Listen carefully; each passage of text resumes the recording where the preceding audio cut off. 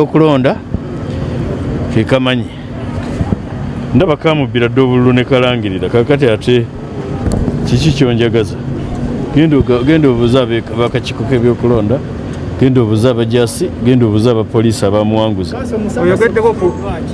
mu musango guno ekyamazima mu musango guno eggwanga lisubiddwa okuteekateeka akalulu akanaddako nga kaliko ebiragiro bya kkooti eno bye twali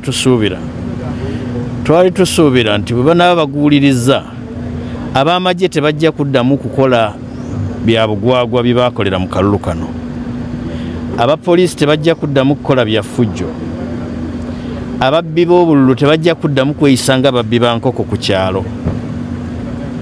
Ebyo mubisuubiddwa era tubisuubiddwa ng'eggwanga.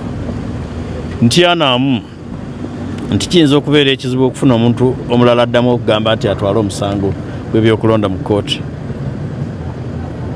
Bwe kibanga omuntu asobola okubba obululu n'akwata emmundu n'akwata amafumu ku kyalo ne yeeyisiza ddala mu nneeyisa ey'ejjoogo era n'afuluma bulungi n'akunnumba ng'eyasiza ekibya, ensonga eyo n'atataayizibwa kyabulabe.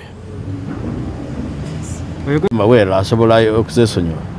Kakati omuntu n'ogenda n'omala okubba enkoko ya munno n'ogikweka n'ogirya ebifi n'owuuta n'essupu n'emimwa n'ogisiimuula n'olulimi nga bakulabira ddala ne butto kwali ku mimwa.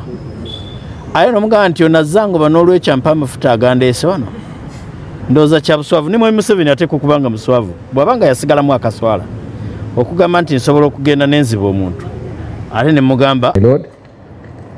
If we look at paragraph 4 of the Honorable Kafuzi's affidavit, yes,